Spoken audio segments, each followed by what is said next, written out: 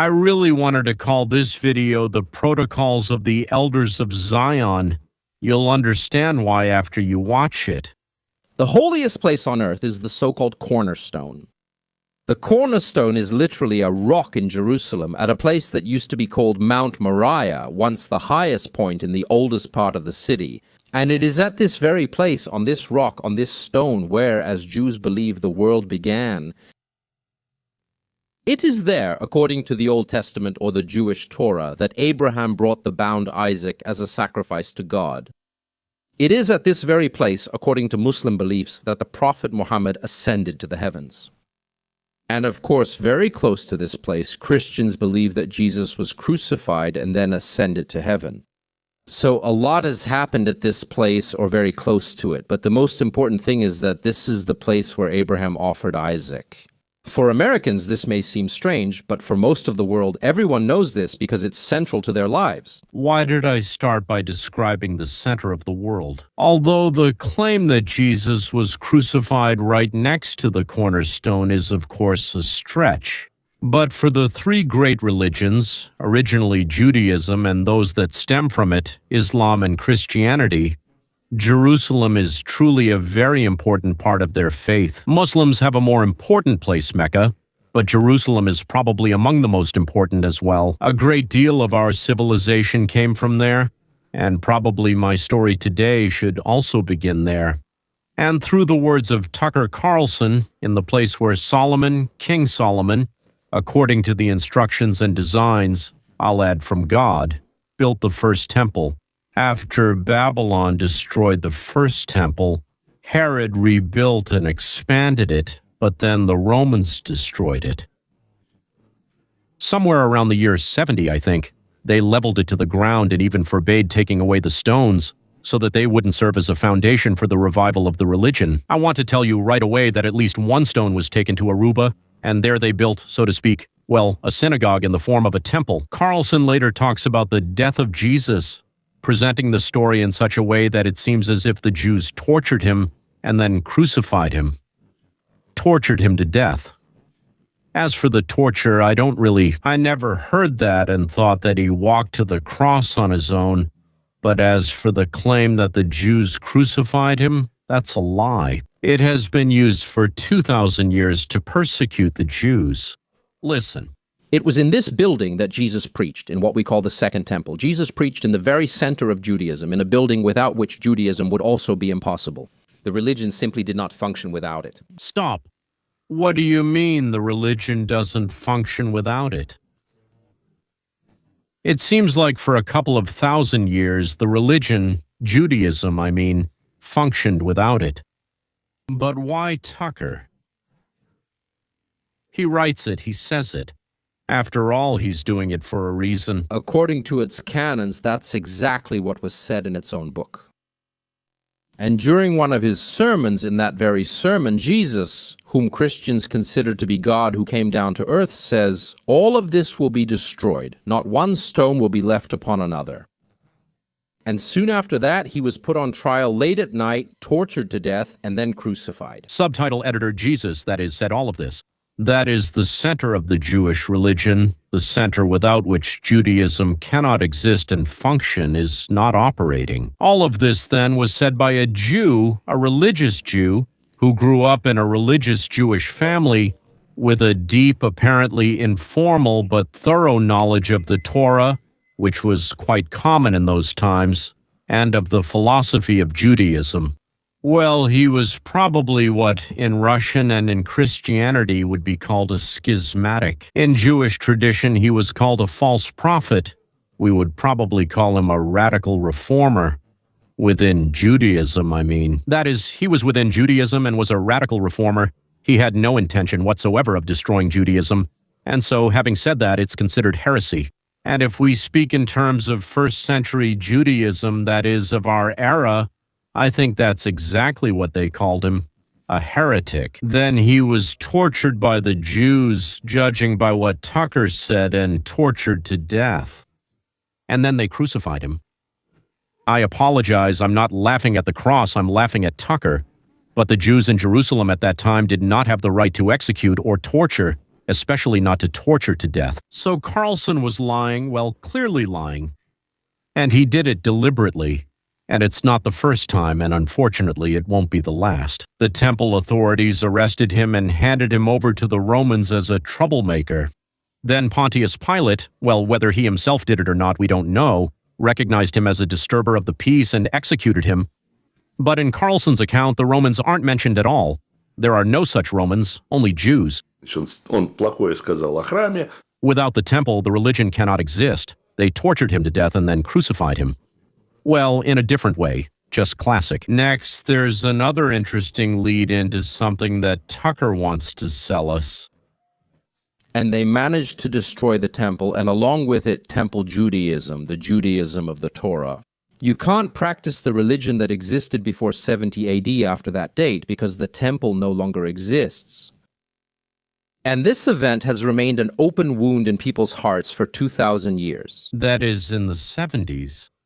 So, well, Judaism ended, and the Jews obviously dream of building the third temple, I guess, so that they can once again practice Judaism, which they currently cannot practice. Since August 29th, 70 AD, or according to the Jewish calendar, since the 9th of Av 3830. So now not from the birth of Christ, but from the creation of the world. A slightly more important date. I mean, for humanity. Does this event remain an open wound in my heart? I must honestly confess to you. No, I know a few hundred, I think even more Jews. And I state responsibly that this event, although known to us and sad, is no more sad than the ovens of the Holocaust, or October 7th, 2023. So no, this is not a bleeding wound. A bleeding wound in the hearts of Israelis and Jews scattered all over the world. I mean Jews living in Israel and Jews living in other countries. But in any case, there were many stories suggesting that American commanders told their troops they were doing this for some strange anti-Christian reason disguised as Christianity. But it's not just the American side. An IDF soldier, likely American based on his accent, explains why he's at war. Watch. They call this operation Iron Swords. But what are we really fighting for? We are fighting for the right of the Jewish people to exist, to be Jews, to freely practice their religion, and to be free. And one day, our true leader will come, and we will unite as one Jewish people to rebuild the Beit HaMikdash. Well, what's strange is that we were in exile. We want to live on our own land. We are waiting for the Messiah. Well, that's how you say it in Russian, yes. Moshiach, Messiah in Russian, yes. To build the temple. What does Tucker say? Beit HaMikdash, Beit HaMikdash. I'm probably pronouncing it wrong. That's the Jewish term for the temple, the third temple. We're doing this to restore the temple. Now you'll notice how he's tearing the Velcro patches off his uniform.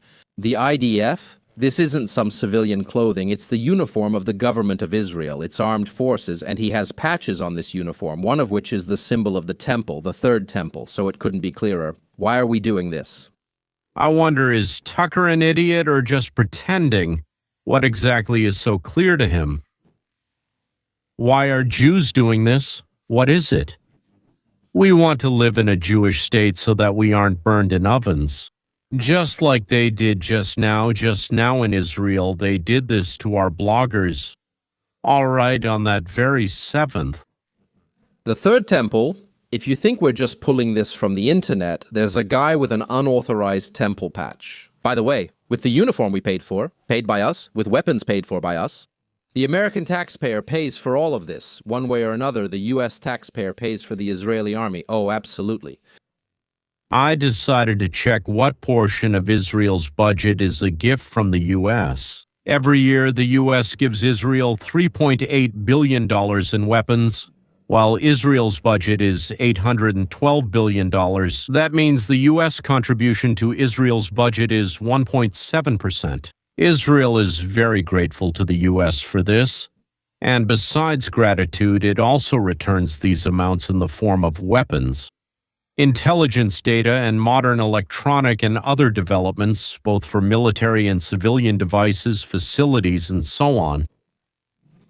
If you think we're being unfair and just found one guy, well, here are a lot of guys. It took us about 2 minutes on the internet to find this. Today, here's a selection of IDF soldiers. Let's bring this up on the screen. And all of them have the same patch. Take a look closely. What is that? That's the temple, which is the third temple, and we'll come back to this in a minute, literally in a minute, to discuss how this could actually happen and what it would mean for the rest of the world.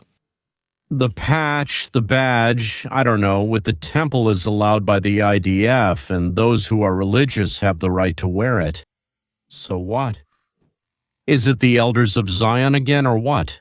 Is it Christian blood mixed into the matzo again? No, Tucker won't mention the blood of Christian infants, but there will be an attack on Islam. I'm just describing this because it has enormous significance for the future of the whole world, for the future of this war, and for our future as Americans. So, how did it happen that the IDF, the Israel Defense Forces, a military funded by the American taxpayer, to which many wealthy Americans send money, including through organizations like Friends of the IDF, how did all these guys end up with patches indicating the true goal of this war? Was it the destruction of one of the holiest sites in Islam and the rebuilding of the temple, which is completely anathema to Christianity? What? The destruction of the mosque? Well, what kind of nonsense is this about being foreign to Christianity? The point of what war? Tucker went away or flew off or maybe lost his mind, I don't know. Obviously, it's not about defending the United States. It's not even about defending Israel. If you're Israel and your main goal is not to be hit and to keep your cities safe, the last thing you would do is try to provoke Iran into launching ballistic missiles at your country. You would never do that. No, it's all about crushing any opposition to Israel's regional hegemony. Wait a second. Here we are, supposedly saying that we want to destroy the holy site of 1.5 billion Muslims and build a temple. What does regional hegemony have to do with it? Especially when it means ignoring the fact that rockets will be fired at Israel. Israel, as the Middle East's only nuclear power, believes it should control the region. I'm not criticizing them. Every nuclear power feels this way. We feel the same. What's happening in South America? We can intervene because we're the main power here. That's how they feel.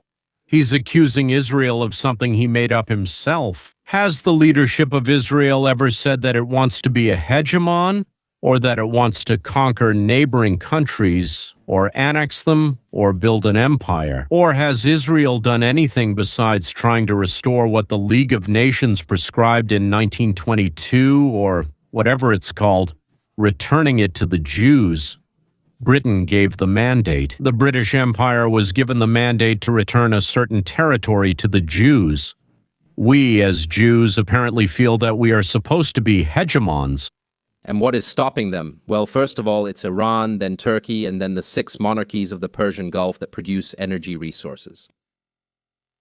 First of all, Qatar, because they are defiant. They don't follow Israel's directions on many different issues. From this, it's clear that Turkey, Saudi Arabia, Jordan, Egypt, Oman, the Emirates, Kuwait, and also Iraq, of course, all obey Israel without question, but Qatar and Iran do not. This is a war, and the U.S. often tells Israel what it can and can't do. For example, Trump told them they couldn't seize the entire West Bank and expel Christians or something like that.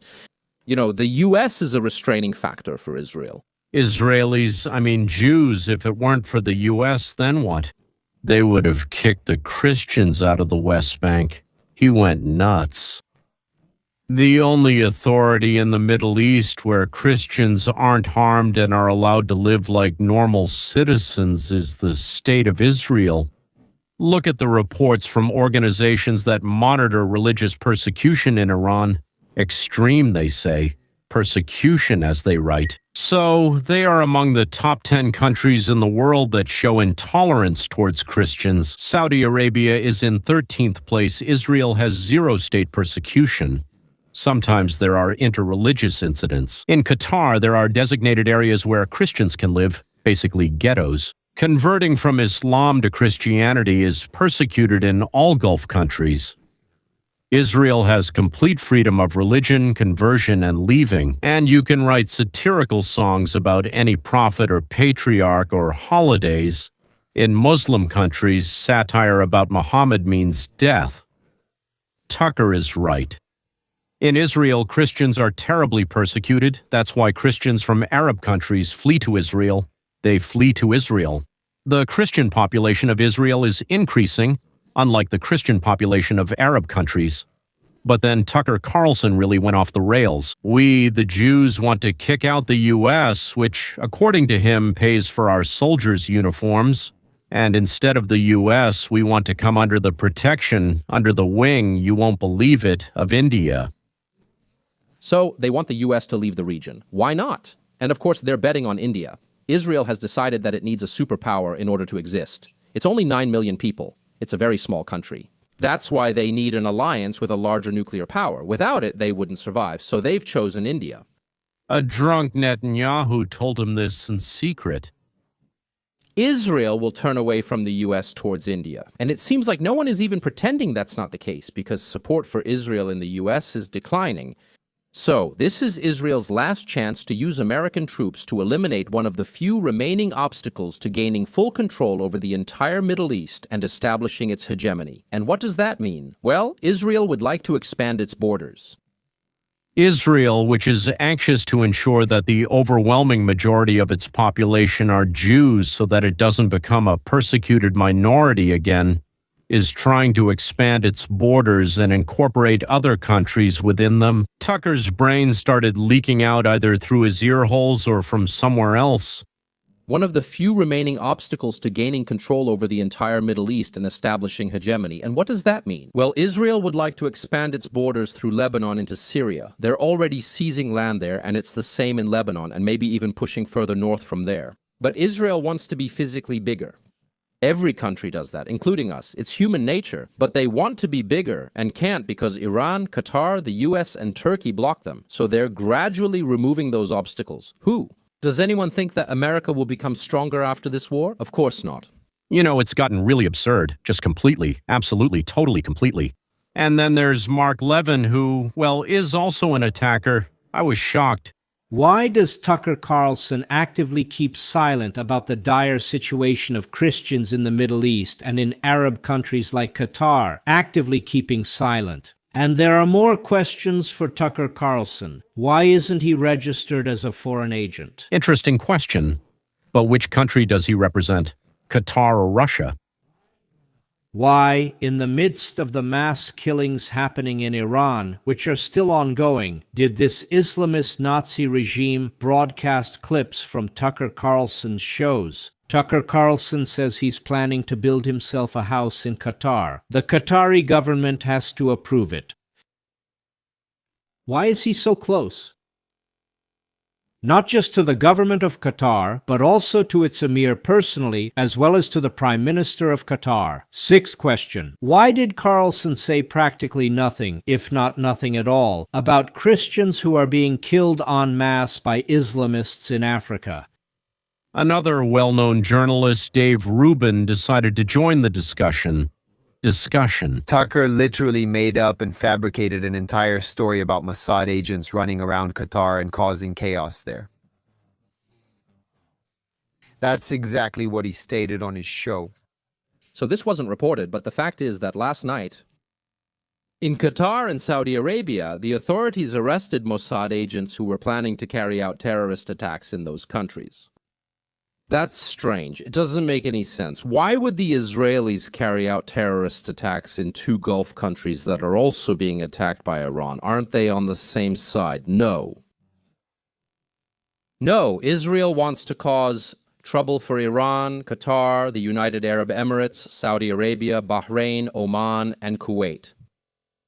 All right, so he's telling this story. I heard it the same day it came out, saw that video, and I was like, okay, fine. I've been saying for a long time that he's literally lying about everything, and I mean it. I mean literally in the direct sense. Everything he's saying now is a lie. And I thought, I'm sure this will be debunked. But a few hours later, this is from open intelligence sources, the Qatari Foreign Ministry refutes Tucker Carlson's statement, saying there is no evidence of Mossad cells operating. So you understand the Qatari Foreign Ministry immediately reported that Tucker was lying. Subsequently, several other media outlets completely refuted this. So there are a few points here. I think the three of us mostly agree that he's making up a lot of stories, and I'm ready to hear your opinion on why he's doing this. He hasn't changed. He did several other shows this week. And I just want to say, as someone who does a similar job for a living, that is sharing my opinions with people just like he does, when I make mistakes, I have no problem correcting them. And I don't even, to me, it's just the height of absurdity. It's disrespectful to your audience if you're going to lie to them right to their faces, get exposed, and still not react in any way. Jacob, let me give you the first word on this because you've done a lot of exposés, including, I think, this one when it comes to Tucker. Well, I think that's just nonsense. First of all, I would ask where he even got that from. Obviously, Tucker probably has his own personal sources or information, but I think it's important. If you position yourself as a legitimate public figure, Tucker Carlson is likely the most influential conservative voice. You should probably double-check your sources and make sure what you're saying is factually accurate. I have an idea. Someone gave Tucker an assignment to do everything possible to prevent an alliance between Israel and the Sunni Arabs, specifically those who live, well, in the Persian Gulf. Who would want that? Russia, absolutely. Iran, absolutely. I would say the Democratic Party, but here Tucker is clearly not with them. So most likely Russia.